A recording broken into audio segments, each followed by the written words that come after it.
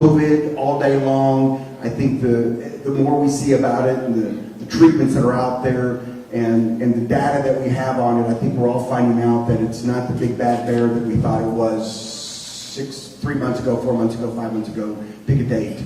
That's not the debate here. The debate is my employees' health and the city of Tulsa forcing me to force them to wear a mask so that they can have a livelihood, so they can get a paycheck, so they can work. And it's unhealthy for them. And we're standing up saying, listen, we can do the virus debate, another debate, but this is wrong. We shouldn't mandate this on our employees. We shouldn't mandate this on the people of Tulsa. And other communities around here are not. And it's going to be okay, folks. And the fear factor has got to step back. And this idea that I don't want to give you something that I don't even know that I have is almost to the point of ridiculous. Let's use some common sense. And let's first start with what we know, and we know that depriving people of oxygen is unhealthy for them. And so I'd like to kick it now to Dr. Jim Meehan, and he can kind of address that a little bit more, because he's a real doctor. I'm just an optometrist, so. Thank you very much. My name is Jim Meehan. I'm a medical doctor. I'm an ophthalmologist who specializes in ocular inflammation and immunology. I'm a former medical editor that knows how to read the medical science. I read more than the titles and the abstracts. I look at the methodologies.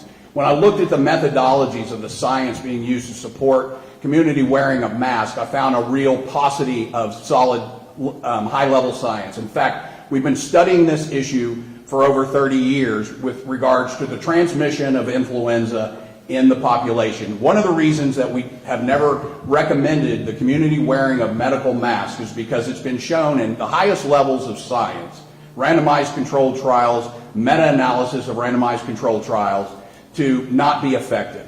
That hand washing, social distancing, masks add almost nothing to that equation. So it has a very marginal, at best, efficacy, and those studies are in healthcare workers and hospital settings in which we have an optimal environment with high air exchange, low temperatures, nothing like what our community is encountering. Now, in general, I think we should always resist medical mandates. We don't need lawmakers intruding upon the medical decision-making that should be left between a patient and a doctor after fully informed consent. They need to consider the risks, benefits, and alternatives. In this issue of community wearing of medical masks, we have not done a fair risk analysis for the population. We have not informed them that the mask can block arterial oxygen, can block oxygen intake significantly. That's been demonstrated in experiments all over the world. It's been studied in surgeons in an optimal environment where there's a higher level of oxygen in the operating suite, higher exchange. I've worn a medical mask in surgical procedures over 10,000 times. And I can tell you that they do induce physiologic changes. I will start to develop a tremor after about 30 minutes of mask wear in that high air exchange, higher oxygen level, cool environment. Imagine what untrained members of our community are doing when they are wearing them in the Oklahoma summer and they're climbing a 25-foot ladder to fix a flare furnace or something. And I can tell you what happens, because less than 2 weeks ago, my executive assistant's fiance was forced to wear a medical mask by his employer. He was 25 foot up on a ladder climb. He got dizzy and he fell 25 foot, and he is now in the hospital with a head injury, with a dislocated shoulder, multiple lacerations, and broken bones. So this is a very important initiative by this group to protect the community from a medical intervention that is poorly conceived. It is full of risks that include blocking oxygen to the brain in a way that could cause an employee to pass out, become dizzy, experience headaches, anxiety, irritability, sleeplessness, restlessness. These are all well-known risks that have been well studied, and they're not being discussed in the risk analysis. I'm seeing patients that have facial rashes, fungal infections, bacterial infections. Reports coming from my colleagues all over the world are suggesting that the bacterial pneumonias are on the rise. Why might that be? Because untrained members of the public are wearing medical masks repeatedly. They're in a non-sterile fashion. They're handling them. They're becoming contaminated. They pull them off of their car seat, off their rearview mirror, out of their pocket, from their countertop, and they're reapplying a mask that should be worn fresh and sterile every single time. New research is showing that cloth masks may be increasing the aerosolization of the SARS-CoV-2 virus into the environment, causing an increased transmission of the disease. Where are our public health experts in talking about these interventions? Well, they're not where they were in February and March of this year when Anthony Fauci, the Surgeon General, said, people, stop buying masks. They don't work to block the coronavirus. In February and March, we were told not to wear masks. What changed? The science didn't change. The politics did. This is about compliance. It's not about science.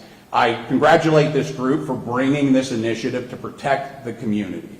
This virus is a dangerous virus. The influenza virus is a dangerous virus. In fact, in most age groups, influenza is more dangerous than SARS-CoV-2. So our children and the wearing a mask in schools, these are not strongly supported by the science, the highest level of science. Our opposition is using low-level, retrospective, observational studies that should not be the basis for making a medical decision of this nature. Thank you. I speak about this issue as a father of 5 kids. My kids go to a Metro Christian school.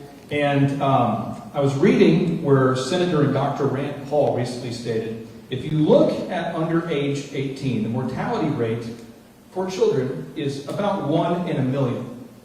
I read Dr. Scott Atlas, Stanford's Dr. Scott Atlas, medical doctor, the newest White House coronavirus task force, where he said, we know that the risk of the disease is extremely low for children, even less than that of the seasonal flu. So I asked the question, when the people of Tulsa elected a conservative who believed, we believed we were voting for somebody who believed in limited government, the right to pursue life, liberty, and the pursuit of happiness. It is very hard to pursue life, liberty, and happiness when you cannot breathe. One of my employees this past week, he wants to become a pilot.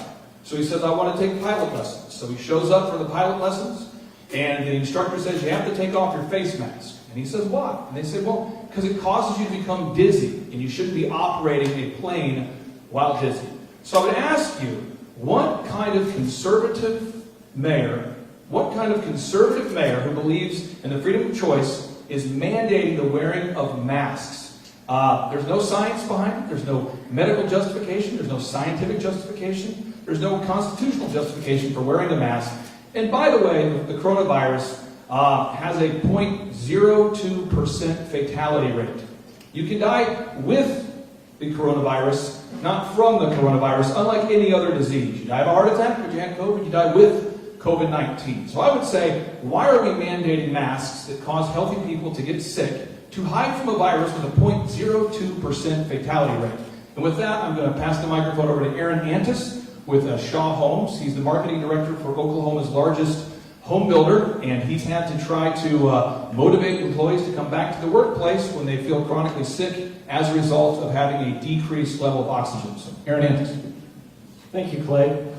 Well, first of all, Dr. Richard Bartlett, who was a top health advisor for Texas Governor Rick Perry for 7 consecutive years, he's recommended a protocol of treatment for COVID-19 using a nebulizer, and the FDA-approved drug Pulmicort and budesonide has successfully cured 100% of his patients, and it only costs $237. So, as a Christian business owner and, here in Tulsa, it's just obvious to me that a mayor who is going to run as a Republican and then mandate lockdowns and mandatory mask mandates is not really a Republican if he's going to have that kind of government intervention in our lives. And as the marketing director of Oklahoma's largest home builder, I refuse to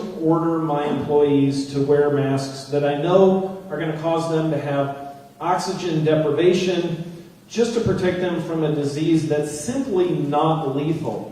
It is 0.02% fatality.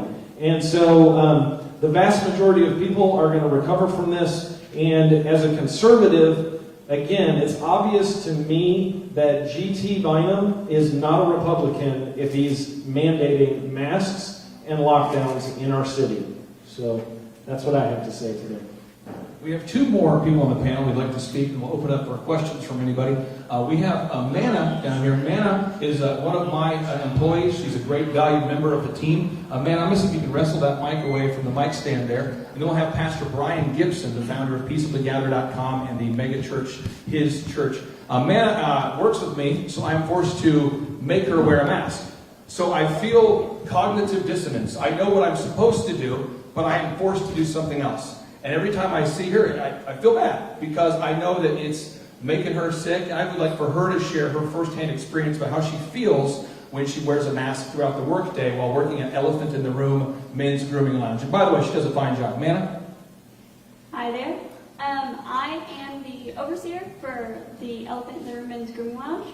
I typically have 8 to 10 hour days, and ever since I've been putting on the mask, I immediately start to feel lightheaded, and I get headaches throughout the day. I actually ask my staff to watch the front for a few moments so I can go to the back and breathe, take the mask off, breathe. And I just don't understand why I have to wear a mask that is making me feel sick and making it harder to do my job. Pastor? Let's see. Yeah, I'm Pastor Brian Gibson, peaceablygather.com. I think all of the men here have made a compelling argument that the science of the mask makes no sense. So it's not about science, maybe it's about compliance. You could step back a step from there and say, well, the science is debatable. Okay, if the science is debatable, does the American not deserve a chance to make their own choice on the science instead of having it handed down to them by any type of government leader? I pastor churches, open up churches. I've been fighting for the right for churches to worship throughout the coronavirus pandemic, helped open up thousands of them. And part of my concern is when I look at children, I look at the development of the youngest sheep in our flocks, right? That we're leaving the church. We see them having to be spaced apart. We see them in masks. You can see pictures of them going back to school now. The treatment looks subhuman. So if the death rate really is 1 in a million, why are we raising our children and putting our children in a position that will make them less of a human and I believe have a lower EQ? See, we don't just talk, we don't just do this. Body language, contact, coming around each other, it's all a part of human development. Seeing the smile, seeing the face of someone is how we connect as a person. Whenever you take that away as a Christian leader, I fear that it dehumanizes the people around us. And if you can dehumanize people, you can begin to do anything you want to them if they look less human. See, for me, it's a love issue. It's a future issue. It's how do we view our fellow man and woman. And I'll say this, the science just is not strong enough to have any kind of mandate that would limit life, liberty, pursuit of happiness, limit worship, limit work, limit education. It's a bad deal. It's time for Tulsa to stand. Now we have one more member. I think Joel Bauman's here. Joel, he's an MMA fighter, and we keep hearing about these tests. Can you come up here, sir? We keep hearing about these tests, and he tested false positive, and he was not able to fight because the tests were wrong. And we keep hearing about this all the time. In fact, Dr. Z, you had a person you know very well who scheduled a test and then couldn't tell what happened as Joel grabs a mic here. Yeah, it's a friend that wanted to go get tested because obviously you don't know if you have it because it's not that bad of a deal. But anyway, they got in line, filled out their paperwork, and before they actually got tested, they got an emergency phone call and had to leave the line because there was a line of cars to go get tested. And then a week later, in the mail, they get a letter that said that they were, in fact, positive for COVID-19, and they didn't even get tested. So we know there's a lot of that going on. We know that people are dying and they're being dubbed COVID. And the whole COVID scare is, if you don't think it's a part of it's political, then you're really not paying attention. How much of it is, that's up to debate. And that's not what we're here today. What I'm here today, again, to reiterate, is that I want my employees to be healthy. And taking away their oxygen is not healthy. All right. So, hey, how you doing? Hey, how you doing, man? Joel, glad you flew in here. Joel's an MMA fighter, and we'll have him tell kind of a 30-second story, then we'll open it up for questions about the false positive test. Here we go, Joel. So I was supposed to have a fight at the Bellator 243 event about 2 weeks ago. Before I had flown, I had a 3-week notice that I was going to have the fight. I had to take a test before going to the gym because the gym wanted us to test. I came back negative. The week that I was there, I had a test before the fight, the week before the fight. Came back negative, flew in, had a test right away on Monday when we got into the casino. And then after that, had a negative test that they called me Tuesday night for. Had to get dropped off at another hotel and stayed there for they told me I needed to quarantine for 10 to 14. We didn't do that. Yeah, I wasn't able to fight. And then I came back home, took a test, took an antibody test, and it came back negative. So No, you said you had a couple of negative tests. Were they really positive? Did you say that? No, they were negative. Both of them were negative, and then there was a positive that came up the day, a couple days before the fight. That wasn't allowing me to fight. And then I took a blood test right when I got back, and it came back negative. So. Okay, so we have a panel of experts here. I'll serve as sort of the MC here. We'll open up for questions. Who has the first question you'd like to ask? Okay, sir, we'll start with you. Yeah, my question is for Dr. Meehan. So I have some young kids who are going to be going to school, hopefully. And so I just, one of the things we're being told is that they are going to be required to wear masks, that they may not even be able to do recess and be outside and kind of, get some of those experiences. So I was just wondering, could you speak to, is it bad for them to be wearing masks? Is it bad for them not to be going outside and playing? And, Oh, absolutely. At so many levels, medically, psychologically, what we're doing to mask a group that is at extremely low risk, lower risk, thank God, than influenza. But strangely, we're forcing upon our young children that have such a low risk, and that risk varies depending on the age group. Below about 8 years of age, the risk is about 1 in 3.5 million.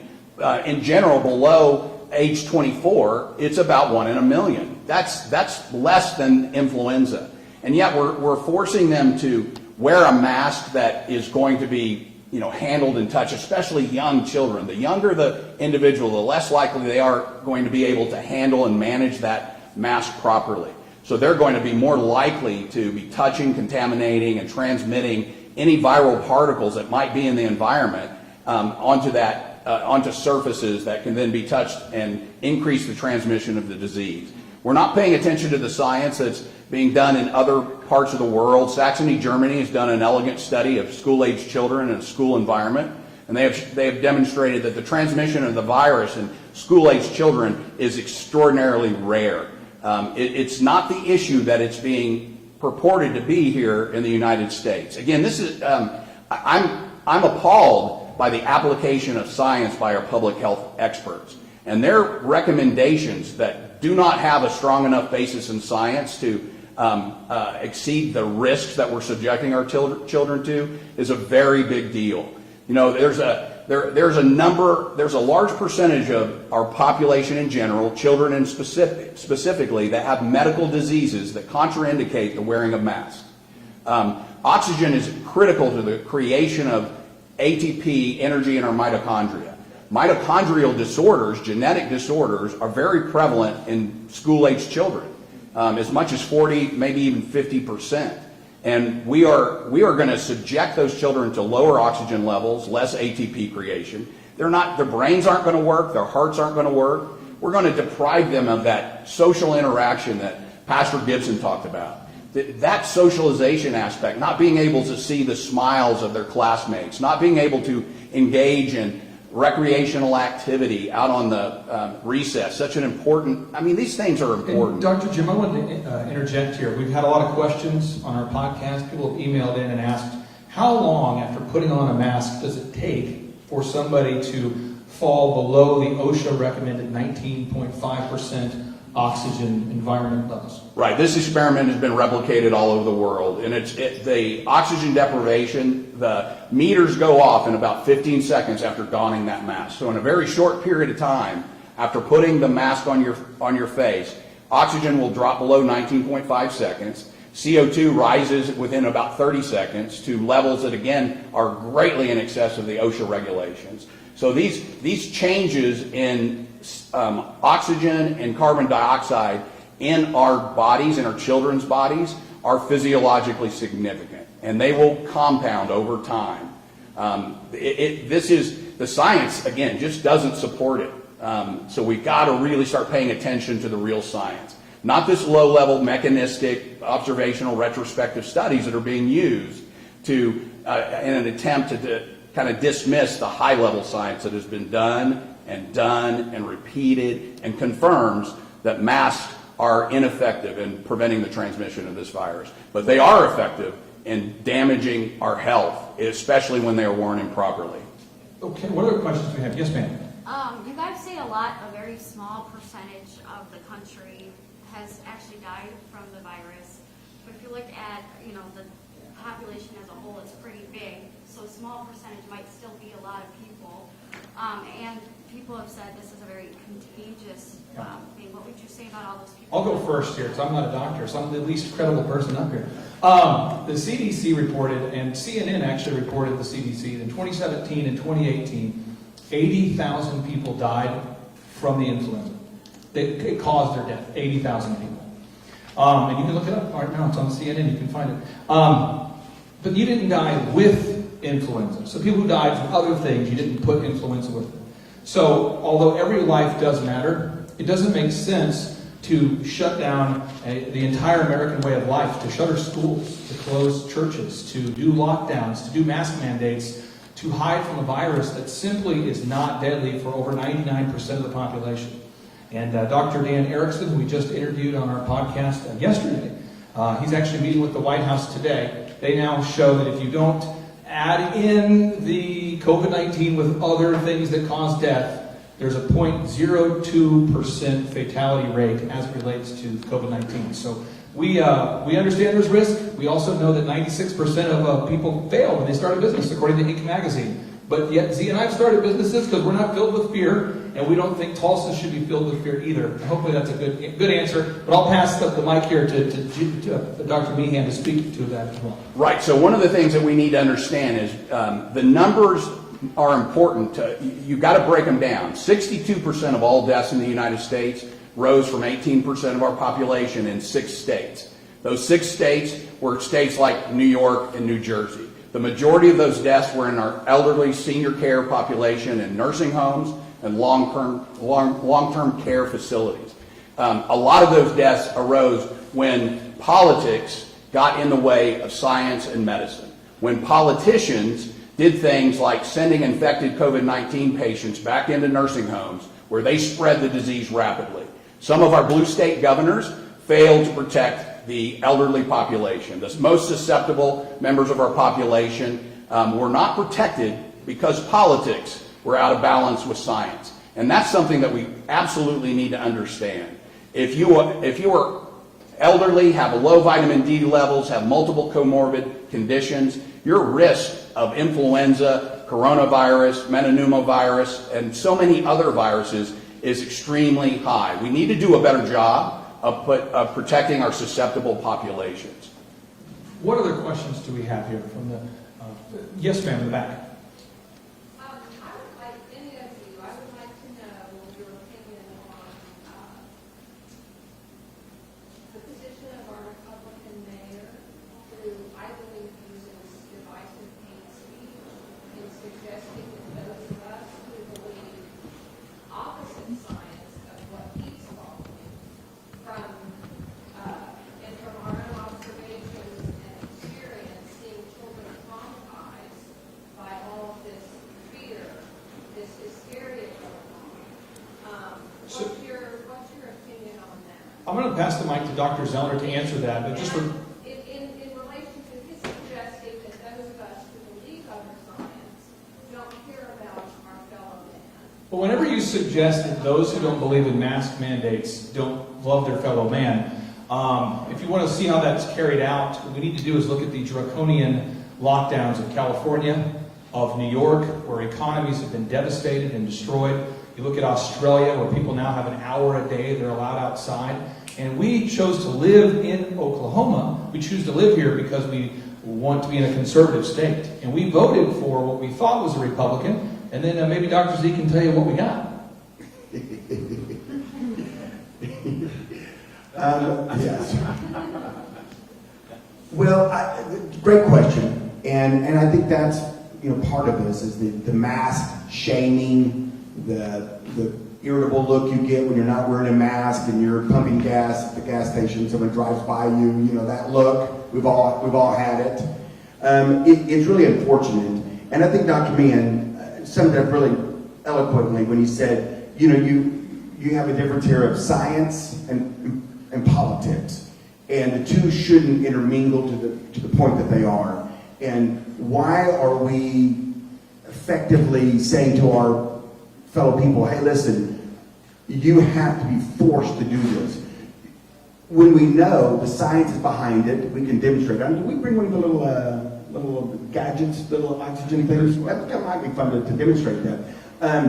When we can demonstrate that it drops your oxygen level below the OSHA standard. And so we know it's doing damage, and yet there's not enough science out there that says, listen, we want to keep you from getting something that I don't even know that I had that's not affecting me, that affects such a small percentage of people in the country.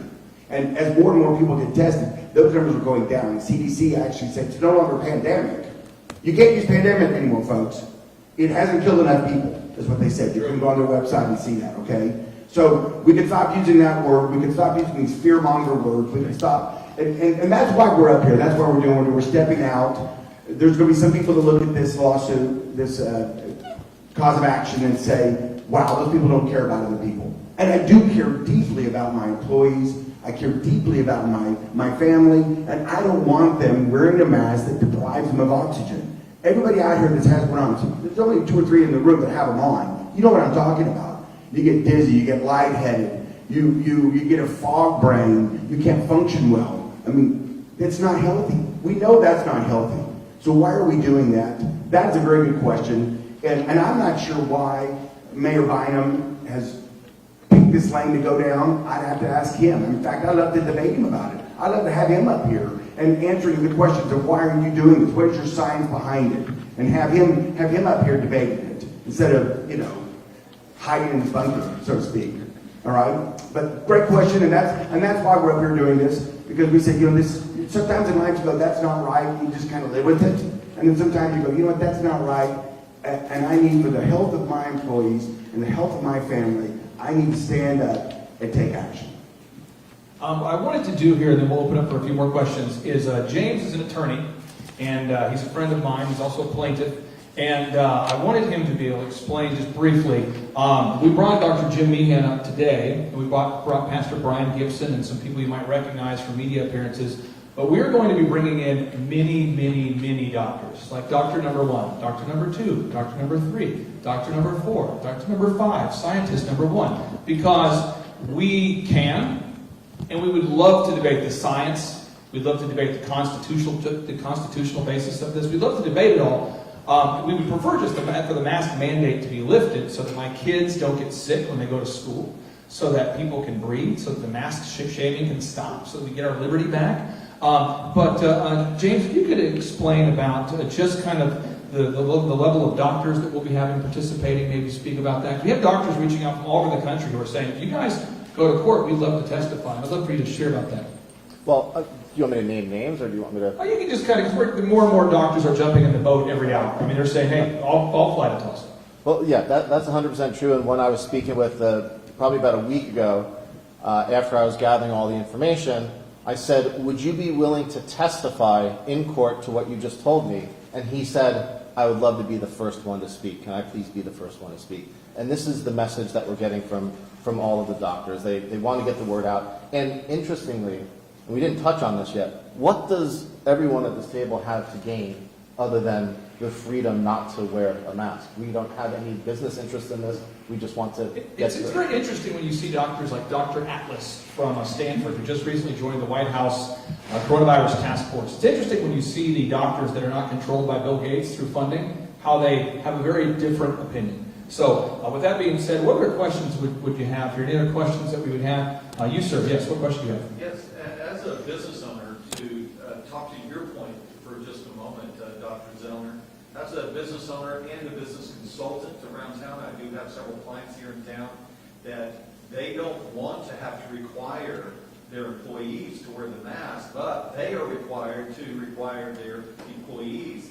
What kind of liability does that put that business owner in if somebody does fall off of a ladder that is working for me? I don't want them to wear the mask, but they have to wear the mask. Am I now liable? James, this may be a question for you. For people who couldn't hear the question online there, make sure we state that. The question is, as an employer, if you're mandating a mask that causes employees to have a deprived level of oxygen, therefore getting dizzy or sick, what sort of liability? Have you had those thoughts, Dr. Zoner? I think that's a great question for James, actually. So, yeah, that's a legal question, and I'm not an attorney, but I've got one right next to me. I play one on TV.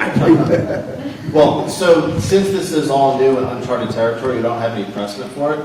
But toward the end of our complaint, the document that we filed to initiate the lawsuit, it addresses the issue of the statute being, or the ordinance being void for vagueness. Out of one side, it says that there's no penalty, yet out of the other side, it says that there is a penalty such as trespass. And it raises another question of whether the business owner, the retail, let's say a retail establishment, doesn't report somebody that's violating the ordinance, are they aiding and abetting in the violation of the ordinance too? So it's just really wrought with confusion, and the best thing to do is just repeal it and have a discussion like this with everybody in charge of making those decisions about the ordinance. But the bottom line is that we've got a mortality rate of 0.02%. Any other questions that we have here? Yes, ma'am, in the back. My question is in regards to addressing the fear that most people have, and then they consider you not wanting to wear a mask being selfish. But the other side of that is when you don't wear a mask, I've heard of herd immunity. And can someone address what natural herd immunity is to help ease people's fear? Okay, so the question is, herd immunity, what is it? How do you develop it? Is it a valid strategy? I think we'll go to Dr. Jim Meehan, since I'm not a doctor. Right, so the concept of herd immunity is how we have always defeated viruses in the past. The idea is that as a virus, especially one that is highly transmissible like SARS-CoV-2, transmit and spreads through the population, a large percentage of our population will encounter that virus and their immune systems will overcome it. With SARS-CoV-2, 80% plus of patients that get it have a mild asymptomatic case, but what they develop is very strong immunity, both in antibodies and in T-cell response. So they have, as these members of our herd, of the population, encounter and develop a surveillance system in their immune system that eradicates the virus at the moment it re-enters, they are now no longer a part of the transmissibility chain.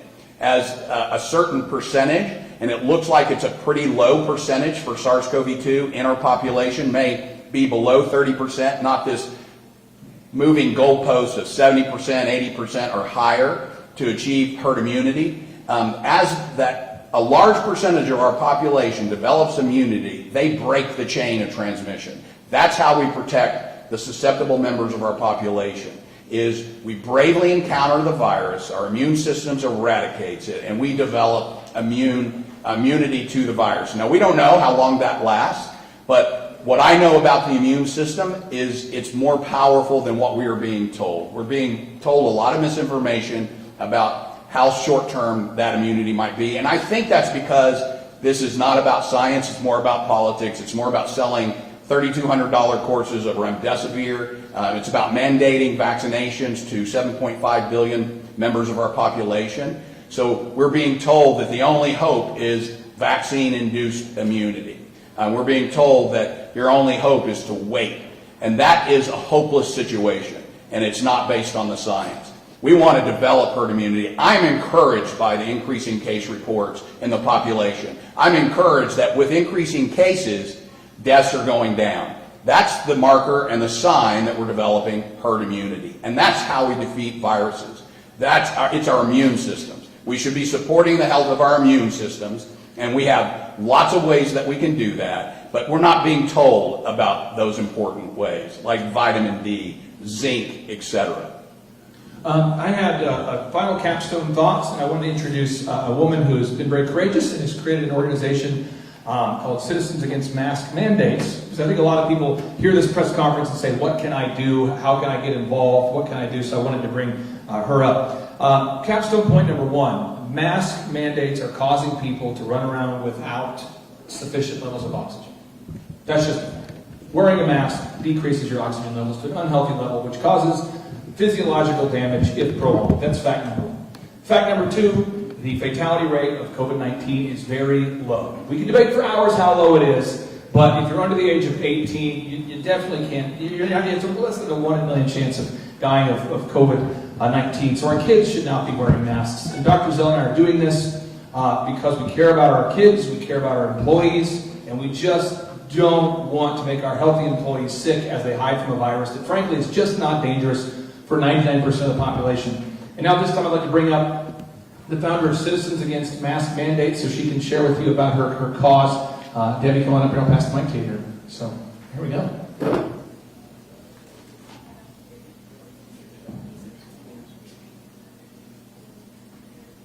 Good morning. I formed a group on Facebook. I have no idea what was going to happen with it, but it has greatly empowered a lot of people in Tulsa as far as the facts and the science behind what's going on.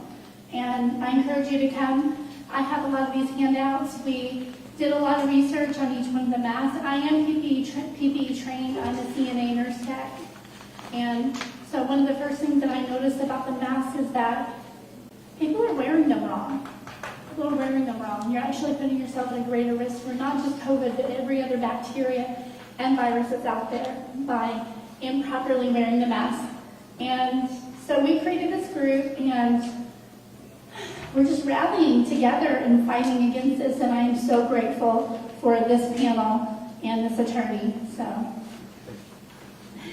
And with that being said, are there any final questions? Thank you, everybody, for being here today. We appreciate you, and I hope you have a blessed rest of your day. And we're off.